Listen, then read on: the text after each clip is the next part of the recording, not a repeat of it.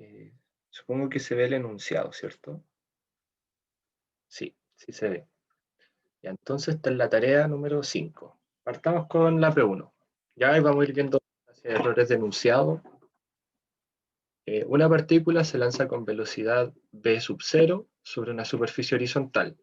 La primera parte de la superficie no tiene roce y a una distancia L del punto inicial hay una zona de largo L que tiene roce, ¿sí? Provocando una aceleración constante a sub 0 contraria al movimiento. Luego de esta zona la superficie nuevamente no tiene roce y se extiende por otro largo L.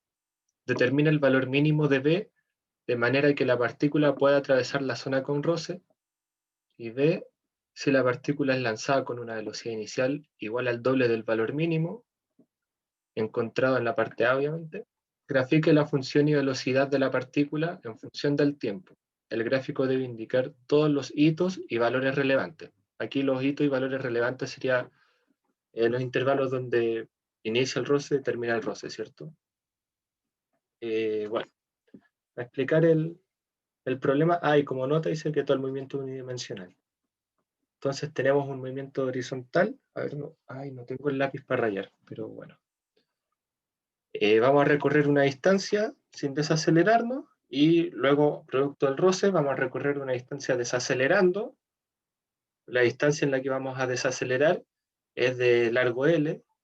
Luego de recorrer esa distancia, vamos a volver a no tener algo que nos desacelere. Entonces esto se puede modelar con cinemática, pero hay que entender el fenómeno dinámico que hay detrás, que es el fenómeno del roce. Con eso sale relativamente corto el problema. No es necesario que expliquen qué es la fuerza de roce, no, simplemente que enuncien su cálculo, digan con palabras qué cosa es cada cual, en dónde actúa qué cosa y bueno. ¿Hay alguna duda con este problema?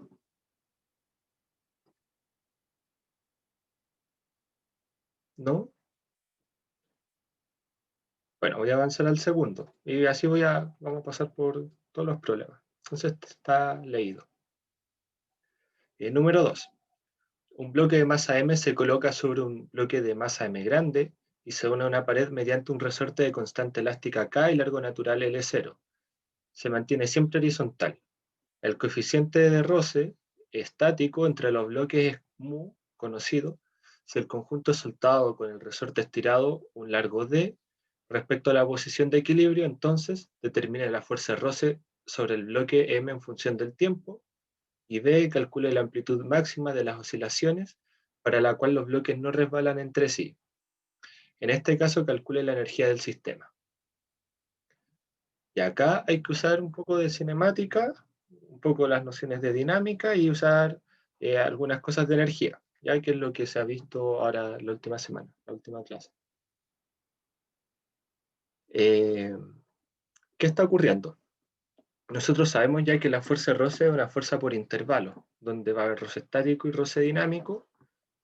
Tenemos aquí que hay roce estático. El coeficiente de roce estático entre los bloques es el conocido. Entonces debiésemos esperar que este movimiento aquí sea un movimiento, este va a ser un movimiento oscilatorio, va a oscilar, pero aquí va a haber roce estático, que quiere decir que estos dos relativamente no se mueven, ¿ok? Es como que, por ejemplo, puede pasar porque la fuerza de roce depende de la normal puede aumentar con el peso, supongamos, entonces que esto pese lo suficiente como para que arrastre a esto de acá. Como si, por ejemplo, tenemos la mesa con un mantel, y arriba del mantel ponemos un jarro con agua, y arrastramos el jarro y se arrastra el mantel, eso estaría pasando. Y donde el piso sería la mesa, esto sería el mantel y esto sería el jarro. Entonces este arrastra a este otro. Hay una forma de calcular la energía de un resorte, la energía potencial y la energía cinética. Entonces con eso pueden usar conservación de la energía y hacer los cálculos. ¿Alguna duda con el problema 2? Yo tengo una duda. Sí, adelante. Es que no entiendo eso de la oscilación. No, Ya. A ver, voy a buscar algo que lo ilustre.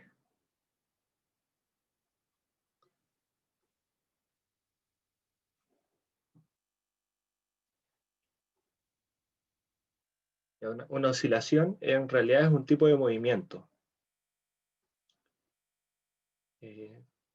Nosotros tenemos, cuando vimos cinemática, vimos que un vector de posición versus tiempo en realidad es un vector donde cada componente es una función de posición versus tiempo. Un caso particular de posición versus tiempo puede ser el movimiento rectilíneo, que son polinomios. Nosotros estudiamos el caso de orden 1 y orden 2, que es el rectilíneo uniforme, el caso de orden 1, y el de orden 2, rectilíneo uniforme acelerado. Pero hay otras ecuaciones de posición versus tiempo, como lo pueden ser las funciones trigonométricas o sinusoidales, que sería seno y coseno. Eso describe un movimiento oscilatorio, que resulta ser el movimiento generado a partir de fuerzas elásticas o la fuerza del resorte, por ejemplo. La forma de esa ecuación de posición es esta. X de t igual a una amplitud de oscilación por coseno de una... Y acá viene una ecuación de itinerario lineal para la ecuación de tiempo, o sea, W0t más phi0. Un ejemplo de oscilación sencillo puede ser el movimiento, en el movimiento circular uniforme nosotros tenemos las componentes en X y en Y, ya las componentes en X y en Y serían oscilaciones, y al superponer esas dos oscilaciones nos queda el movimiento circular uniforme. No sé si se entiende.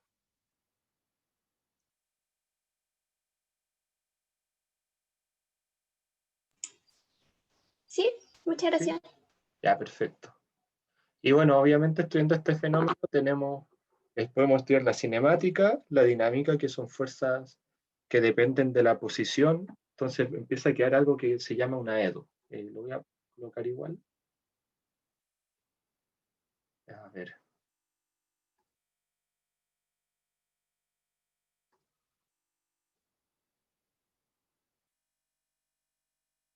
Por ejemplo, en este problema nos va a quedar, por ejemplo, masa, este I sub 0 es una masa, este phi dos puntos arriba es una aceleración, estos son términos, ¿cierto? Y este phi de aquí es el X. Pueden pensar que todo esto de acá, que estoy encerrando, en la suma de fuerzas puede ser el K, ¿cierto? Cuando hacen la sumatoria de fuerzas uno tiene menos K delta X, entonces esto sería menos, menos, y aquí está el K. Solamente que en un ejemplo más feo, ¿ok? Entonces, si se fijan, queda algo que se llama ecuación diferencial, que es la segunda derivada de la función depende de la función. O sea que la posición y la aceleración tienen cierta dependencia.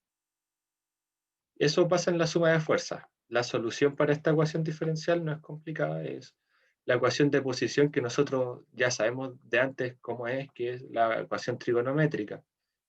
Tiene mucho sentido que si uno deriva dos veces una función trigonométrica me da la misma función con un signo menos y con una constante diferente. Entonces, la función que yo les mostré antes de como trigonométrica y de la amplitud y todo eso, eso satisface esto. Pero la dinámica sería estudiar este problema de aquí, que uno resuelve, a ver, esto. Una de dos de orden 2, con los coeficientes que no dependan del tiempo. O sea, acá una constante que multiplica la aceleración y una constante que multiplica la posición. Y le igualamos, despejamos un cero de aquí. Entonces esto lo podemos solucionar, y la solución que nosotros sabemos, o vamos a saber porque lo vamos a ver un poco más adelante, pero va como todo apuntando a esto, ¿ya? Y justo perdimos esas clases por el paro, entonces por ahí se pierde un poco la motivación y la construcción de este desarrollo.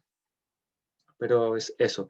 Y además tiene su versión también para hacer este análisis en energía, donde podemos calcular la energía de un resorte, que es la, la, el delta X al cuadrado por K dividido en 2.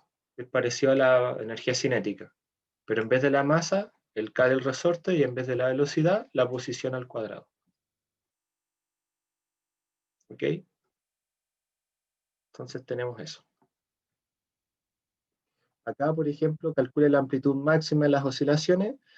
La amplitud máxima se alcanza cuando la velocidad es nula y, y el X es máximo. Entonces la energía va cambiando entre energía potencial elástica y energía cinética. Eso es lo que así se calcularía. Y la fuerza en función del tiempo es determinar que la fuerza de roce tiene que contraponerse a la fuerza elástica, y la fuerza elástica es menos K por X, y X está en función del tiempo, entonces ahí tienen esa expresión. ¿Queda claro este problema?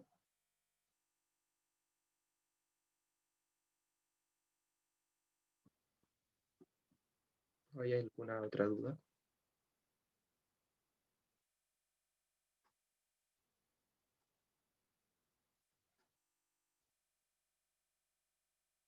¿No? Ya. Voy a suponer que sí. Veamos el problema 3. Dos bloques de igual masa m se unen por medio de una cuerda ideal. Un tercer bloque de la misma masa se une mediante un resorte constante elástica K, tal como indica la figura. O sea, acá están los dos que se unen con la cuerda y ahí están los dos que se unen con el resorte. El coeficiente roce entre los bloques y el piso es mu. Una fuerza horizontal F se aplica al primer bloque y hace que los tres bloques se muevan manteniendo una elongación de resorte delta, conocida. O sea, esto sería delta X. Determina la magnitud de la fuerza aplicada. O sea, esta fuerza tiene que contraponerse a el sistema completo que está sujeto a 3 veces la fuerza de roce. Cada bloque tiene la misma normal, seguramente, y se contrapone con 3 veces la, bueno, a ver, la normal, o sea, este F, si hacemos, lo podemos despejar del DCL de esta masa de acá, que va a estar conectado con el DCL de este de acá, que va a estar conectado con el DCL de este de acá. Entonces van a quedar 6 ecuaciones, unas cuantas incógnitas y resolver el sistema de ecuaciones. Como meterle. Y bueno, para este de acá nosotros ya conocemos el valor porque conocemos la fuerza del resorte, entonces no es necesario, ahí tenemos algo conocido al final, además de la masa y la gravedad. Y el mu también es conocido. Entonces conocemos K, conocemos delta X, entonces conocemos la fuerza elástica. Como conocemos mu, nos falta la normal nomás, para hacer la fuerza de roce en cada uno, que sería la normal de cada uno. ¿Alguna duda? Yo ahí me perdí en cómo responder la pregunta. O sea, a lo que voy, ¿cómo sé que el resorte no va a oscilar, no se va a contraer o Te expandirse? dicen que mantienen la elongación del resorte como constante. Eso te asegura que no va a oscilar. Ahora eso igual tiene Y- inde- sentido. Por ejemplo, si el F, a ver, es como un resorte con muy, muy baja dureza, por ejemplo. Como que tú lo estiráis y no se va a querer contraer y no se va a estirar más porque no le estáis haciendo más fuerte. Entonces la fuerza F va como constante y se va arrastrando nomás. Es como arrastrar algo con una cuerda, pero al comienzo del movimiento se va a estirar hasta que encuentre un equilibrio. Estaría pasando eso.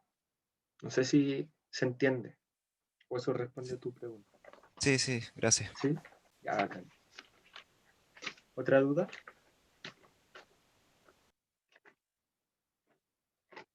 ¿No? Ya. Entonces voy a seguir con el siguiente. P4. Una partícula de masa m se encuentra entre dos resortes idénticos de constante elástica K y longitud natural L0, terminados en placas verticales sin masa. O sea, está la masa entre dos resortes y bueno, los resortes están agarrados a la pared y en el otro extremo, donde no está la pared, hay unas placas, pero son despreciables, simplemente para que el resorte toque la caja, ¿ya? Para temas de dibujo. Los resortes están anclados en dos paredes opuestas separadas por una distancia conocida, 2L0, y el largo natural de los resortes, fíjense que es L0. La partícula no está unida en ninguno de los resortes. Entre la partícula y el suelo hay coeficientes de roce estático y dinámico conocidos. La partícula se suelta desde el reposo con uno de los resortes comprimido en una longitud conocida. O sea, esencialmente me dieron la fuerza inicial sobre esta masita. Pero en realidad yo no hago el análisis por fuerza, lo hago por energía. Entonces, acá hay energía del resorte, si se fijan, porque está comprimido el resorte. Esta es la energía del resorte. La cinética no hay, porque esto parte del reposo. Esto va a empezar a estirarse hasta su largo natural, o se puede exceder, pero hay que ir oscilando. El tema es que va a perder toda su energía potencial y se la va a transferir como energía cinética a esta masa de acá. Y este le va a transferir la energía cinética a este aquí, que lo va a comprimir porque este lo va a frenar. ¿Ok? Pero este de aquí, como el largo natural sumado de estos resortes, sería esta longitud de acá. Entonces en ningún momento la masa M no va a tocar ningún resorte. Entonces literalmente igualar energía, podemos igualar la energía potencial inicial, la potencial final, con la ponderación de la energía potencial más cinética en instantes intermedios, donde la inicial y final son los máximos. Bueno, aquí nos decían la partícula está desde el reposo. Ya. El último resorte que se comprime queda con una máxima compresión que permite que la partícula se detenga definitivamente. Entonces hay que calcular la compresión máxima de este resorte. Determina el trabajo total realizado por la fuerza de roce.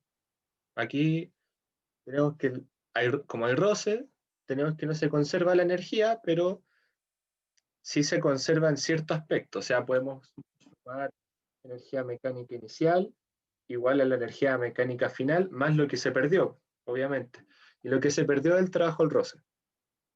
Entonces, pueden sacar la energía mecánica inicial de acá, la final de acá, que sería comprimiendo el resorte también, y restarlo. O sea, y sacar la distancia recorrida, que sería lo que está comprimido esto, más lo que se comprimió este acá, ¿cierto? Esa es la distancia recorrida. Y con eso pueden sacarle el trabajo al roce. ¿Cuántas veces se detiene la partícula desde el inicio del movimiento hasta detenerse definitivamente? Sería iterar eso, ver como según la mecánica inicial, cuántas veces cabe, cuánta distancia tiene que recorrer para que el roce disipe la energía mecánica inicial. Entonces ahí pueden ver cuántos loops hacen, o cuántas idas y vueltas, o idas más vueltas, o ida y vuelta, no sé. ¿Alguna duda?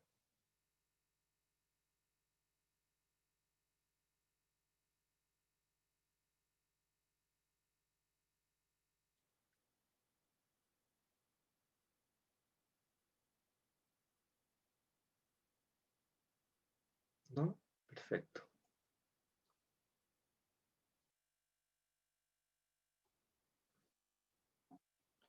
Y ahora vamos a pasar a ver, estos problemas se entregan de 4 en 4, ¿no? Ah, no, par impar. Ya. Nos quedan 4 más. Ya, vamos con el problema 5. Nadie tenía dudas con el problema 4, ¿cierto?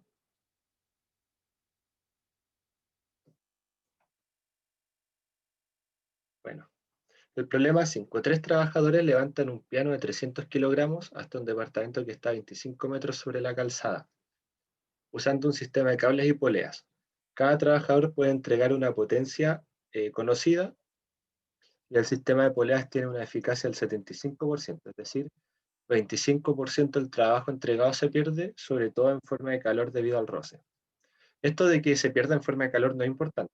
El, cuánto se pierde por el roce nomás. O sea, la energía que se pierde por el roce, por ejemplo, es fricción y se va usualmente se convierte en calor.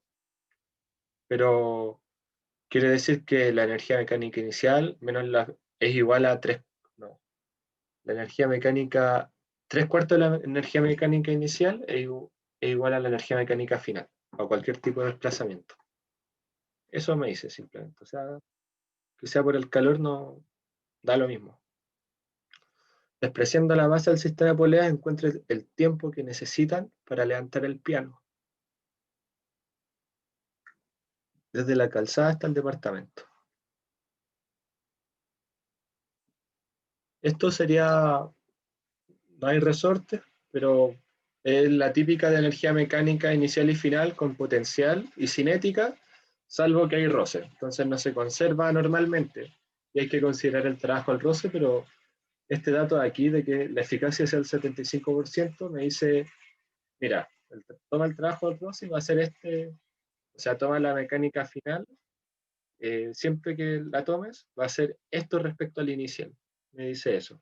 Y con eso vamos a conocer el trabajo del roce, en realidad, o conocer lo que se pierde. ¿Alguna duda con este problema? Yo tengo una duda sobre si puedo directamente multiplicar la eficacia, que es 0,75 al trabajo de los trabajadores, a la potencia de los trabajadores. Si puedo calcularlo así directamente. Depende qué instante estés considerando. Sabes que el final es 0,75 inicial de la energía mecánica, pero el trabajo no es igual a la energía mecánica, el trabajo sería igual al delta de energía cinética. Pero usando esas dos relaciones, yo creo que sí. Ah, y otra cosa, no puedo ¿cómo se llama esto? ¿Usar la otra fórmula de trabajo de fuerza por distancia o tengo que usar las de energía? Eh, las dos, de hecho, porque tú conoces el trabajo, o sea, quieres usar el trabajo, pero tú tienes que fuerza por distancia es igual a delta cinética, delta K, que es igual a menos delta U también, que eso viene del teorema de trabajo y energía. Pero de hecho me parece que hay que usar las dos. Así al ojo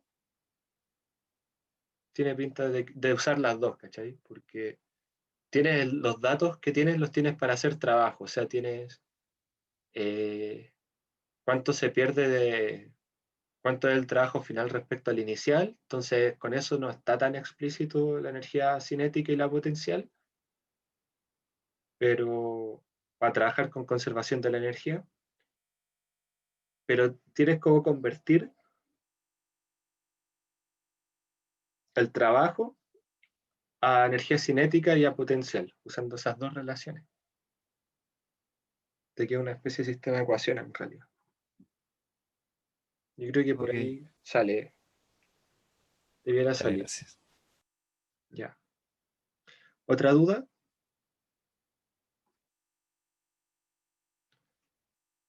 ¿No? Ya, vamos a seguir con el problema 6. Igual vayan preguntando nomás. Igual al final, insisto, voy a dar un minuto sin grabar, ¿ya? O sea, no un minuto, pero para que puedan hablar también. Ya, problema 6. Un deporte curioso es el levantar un bote con los tripulantes dentro una y otra vez. El récord está establecido por una pareja de dos personas que levantaron un bote con 10 tripulantes dentro, con una masa conocida, hasta una altura de 4 pulgadas, un total de 24 veces. Estima el trabajo mecánico realizado por cada uno de los miembros de la pareja al establecer este récord. Desprecia el trabajo negativo realizado al bajar el bote cabe, o sea, calcular el trabajo de subida nomás. Sabemos que al subir varía la energía potencial, sabemos cuánto es la altura, sabemos la masa, sabemos la gravedad, y tenemos que el trabajo a un trayecto es menos la variación de potencial. Entonces, con eso ganamos, creo yo. O sea, una, sale como en un par de líneas. No sé si alguien tendrá alguna duda. Yo tengo dudas, quizás sea muy tonta, pero No, dale em, nomás. es que yo lo hago viendo las fórmulas que pasan en clase, ¿Ya? entonces yo pensaba que me falta saber la velocidad de subido, ¿no? O eso lo tengo que Ah, ignorar. no, no es necesario. De hecho, esa es la gracia de que tú puedes igualar el trabajo. A ver, creo que voy a poder escribir aquí. Tenemos que el trabajo es W igual a F punto D, ¿cierto? Y esto en vector. Entonces les voy a poner así cuando sean en vector. Pero esto tenemos que es igual a delta por K, o sea, eh, la energía cinética final menos la energía cinética inicial. Pero además tenemos conservación de la energía, donde la energía cinética inicial más la potencial inicial es igual a la cinética final más la potencial final. ¿Se entiende? Estoy escribiendo las letras ahora, ¿cierto? Como esta anotación para escribir. Sí, ya acá. Podemos despejar. A ver. Ahí. Podemos tirar todos los que son K al mismo lado. Y todos los que son U al mismo lado. Y le multiplicamos un... A ver. Si pasa este hacia acá tiene un menos. Y si pasa este hacia acá tiene un menos. Y aquí notemos que nos queda menos delta K, ¿cierto? Porque está inicial menos final, eso es menos delta K.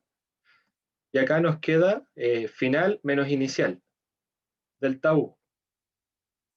Entonces, tenemos que el trabajo, como era igual a delta K, también va a ser igual a delta U, o sea, menos delta U, perdón. Entonces, nos piden calcular el trabajo, pero tenemos todo para calcular delta U. Pero depende de la velocidad. De hecho, tenemos como todas estas igualdades para calcular trabajo. F.D, o sea, vector F, punto vector D, igual a delta K igual a menos delta U. Todo esto cuando se conserva la energía.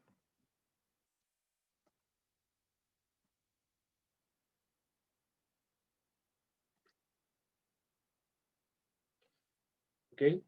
Entonces por ahí va el problema. Hay que jugar con eso. ¿Se Muchas entiende? gracias. Sí, Ya, entendí. ya, perfecto. Entonces este sería como el comentario del P6.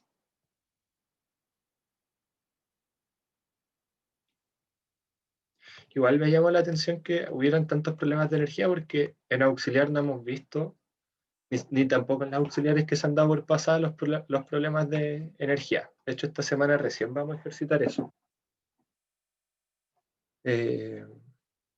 Quizá es para que vieran las clases o no se quedaran tan atrás, porque aquí el curso empieza a tener más materia. ¿Hay otra duda con el problema 6?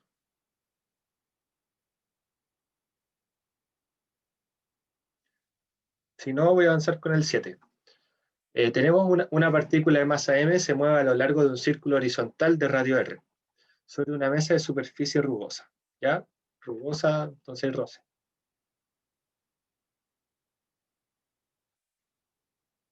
Esto aquí me dice lo que ocurre y que hay roce.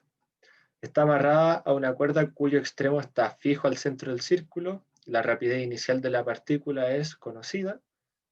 Después de completar una vuelta, su rapidez baja a la mitad. Encuentra el trabajo mecánico realizado por el roce, en términos de M, B, 0 y R. ¿Cuál es el coeficiente roce dinámico y cuántas vueltas adicionales dará la partícula antes de detenerse? Entonces pueden, de nuevo, por energía inicial, o sea, mecánica, trabajo, perdón, mecánica inicial igual a mecánica final más lo que hizo el roce. Podemos sacar las dos mecánicas, antes y después, y de ahí despejar el trabajo al roce, que es lo que le falta a la mecánica final para ser igual a la inicial, ¿cierto? Como conocemos el trabajo al roce y no lo calculamos a partir de la fuerza de roce, y tenemos el desplazamiento, de cierto modo, o sea, lo podemos calcular, tenemos que el roce por lo que se desplazó el sistema va a ser igual al trabajo al roce. Entonces a partir de eso sacan el roce, luego pueden sacar, como tenemos la masa, la normal se contrapone con la masa, tenemos la normal, tenemos entre comillas mu por n, y n es conocido, podemos despejar mu, y con eso conocemos el coeficiente de roce. Como está en movimiento es dinámico, entonces está todo bien, el estático no lo podríamos sacar. ¿Y cuántas vueltas adicionales dará la partícula antes de detenerse? Es lo mismo que en el anterior. O sea, ver cuánto hay que recorrer, cuánto tiene que valer D para que el trabajo al roce sea igual a la mecánica inicial y ver cuántas vueltas corresponden a ese D. O sea, cuántas distancias recorridas tenemos. ¿Alguna duda? Me perdí un poco cuando dijiste la fórmula del roce. Que la fuerza del trabajo del roce va a ser igual al mu por n. El trabajo al roce es el roce por la distancia recorrida, pero nosotros vamos a calcularlo restando las energías mecánicas del trabajo al roce. Entonces, porque no conocemos el mu para conocer el roce. La normal la conocemos porque conocemos el peso. Entonces podemos conocer la normal, conocemos el trabajo al roce, conocemos el desplazamiento, nos falta conocer el mu. En el trabajo al roce, como trabajo al roce igual a n mu d, nos falta el mu y de ahí despejamos el mu. Dale, dale, gracias. Ya. ¿Otra duda?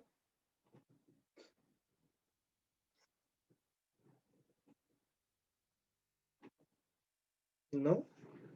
Y ahora viene el último problema. Por fin. ¿Te puedo molestar una vez más? Obvio, dime. Era el trabajo del roce es igual a la normal por mu por d, ¿cierto? Sí. Ya, ya, Y, eso era. y dependiendo de dónde lo escribáis, puede tener un menos o no. Ahí, cuidado con eso. Ok, gracias. Ya. Ya, problema 8. Una estudiante aventurera desea saltar desde un globo aerostático con una altura conocida respecto al suelo. Usará una cuerda elástica que obedece ley de Hooke, o sea, un resorte. Cuerda elástica es un resorte. Amarrada a un arnés asegurado a su cuerpo para detener su caída a una altura de 10 metros sobre el suelo. O sea, va a partir con el resorte sin extender y se va a empezar a extender y por ende va a empezar a desacelerar. Acuérdense que los resortes cuando se estiran disminuye la velocidad hasta que llega a la elongación máxima donde la velocidad es cero. Entonces sirven para amortiguar caídas. En una prueba preliminar encuentra que colgando en reposo un segmento de 5 metros de cuerda se estira en 1,4 metros. Con esto podemos sacar el K del resorte, entre comillas resorte porque es una cuerda, y al saltar desde el globo, un extremo de la cuerda estará fija el globo. ¿De qué largo es la cuerda que debe usar para no quedar como colgando arriba o pegarse de sopetón? ¿Y cuál es la máxima aceleración que experimentará? La aceleración máxima deberá ser, bueno, o al inicio o al final, ¿cierto? La aceleración va a variar. De hecho, al final debes estar en equilibrio, porque queremos que no siga avanzando. Entonces, la aceleración máxima que experimenta como aceleración neta, de hecho aquí yo creo que se refiere a la aceleración del resorte. Esta hueá está mal escrita. Porque la aceleración máxima es mg, y a eso se le empieza a restar lo que desacelera el resorte, que va a empezar a acelerar hasta que llega a ser cero y justo, y eso ojalá que sea en los 65 metros, ¿cierto?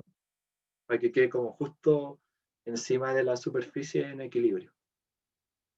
Así que aquí se refiere seguramente a la aceleración del resorte. La aceleración máxima del resorte que se obtiene en el extremo cuando está completamente extendido. La aceleración del resorte es la misma que la aceleración centrípeta en el eje X, por ejemplo, el resorte sobre el eje X, igual a la aceleración centrípeta. O sea, entiendan un movimiento circular uniforme como dos movimientos oscilatorios superpuestos. Entonces recuperamos un poquito estas ideas de radio por aceleración angular y todas esas cosas. ¿Ya? Entonces, a partir de la extensión podemos sacar fácilmente la aceleración. ¿Alguna duda con el problema 8?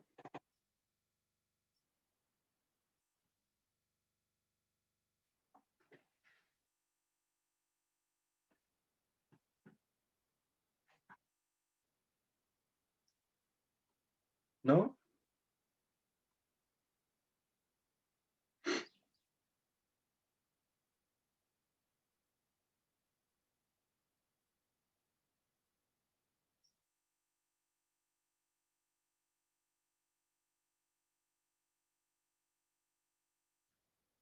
Ya, Yo perfecto. todavía no entiendo a qué se refiere con la aceleración máxima en la 8. La Como 8 ¿Qué es lo que te están pidiendo calcular? Yo creo que es la aceleración del resorte. Que el resorte parte con aceleración cero y cuando cae tiene una aceleración y a medida que empiezas a caer va a alcanzar en algún punto una aceleración máxima, que es cuando te detienes, que es cuando se iguala con la fuerza del peso. Pero es que, a ver, no creo que sea eso. No, yo creo que es la aceleración neta, la aceleración en el eje Y, porque la otra, ver como la aceleración como del movimiento circular asociado al resorte, no lo hemos visto. Eso viene después. No, sí, corrijo, esto es la aceleración del eje Y, es solo eso.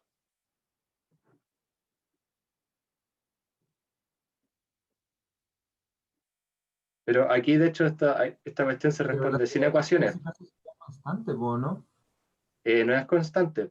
Tú desaceleras. O sea, hay un punto en el que toda aceleración es cero y tu aceleración es máxima. Que con los resortes, a ver, voy a buscar si tengo algún problema hecho para no estar escribiendo.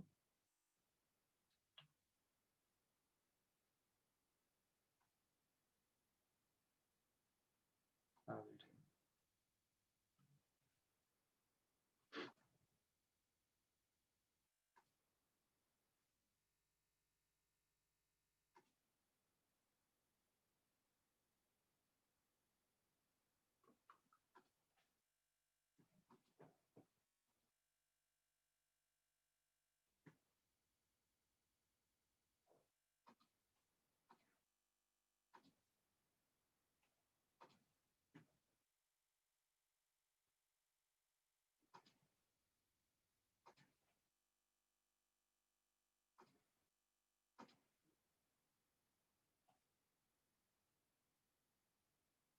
Estoy buscando algún buen ejemplo.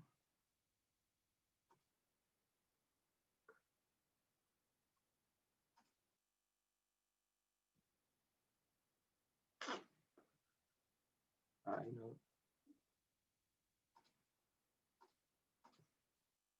Creo que aquí había uno que se acerca a lo que queremos.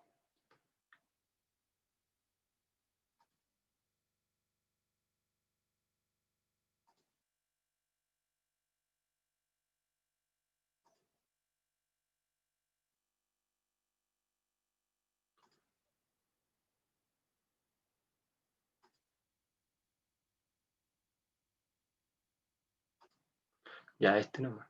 A ver, este. No, este nomás. Ya pensemos en este sistema, pero con un resorte nomás. Con el puro resorte 1.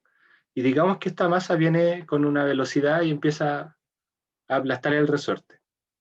Tenemos una aceleración inicial, que es con la que venimos, y el resorte lo va, o supongamos que esto está vertical. A ver, o mejor aún. Creo que puedo dibujar con el mouse.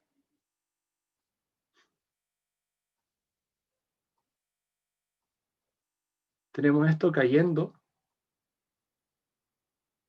con aceleración, o sea, con fuerza mg, y hacia arriba va a tener una fuerza de un resorte.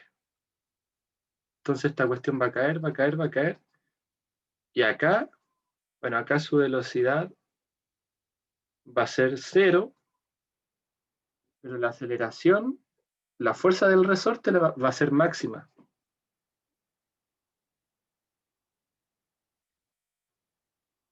Y va a estar apuntando hacia arriba, ¿cierto? Entonces, en este instante, la aceleración neta tiene que ser cero.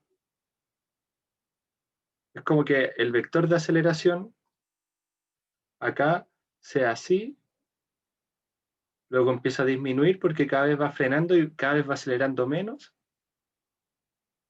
Acá va a ser cero, o sea, ya es casi cero, después cero, después va a empezar a acelerar para arriba, de a poquito. Y así se hacen las oscilaciones. Entonces aquí ya acelera más, después aquí ya acelera caleta, alcanza la aceleración máxima en el centro de la oscilación, Y de aquí hacia arriba va a empezar a desacelerar. Acelera menos hasta que frena y así va cambiando el sentido. Entonces va a tener ese movimiento.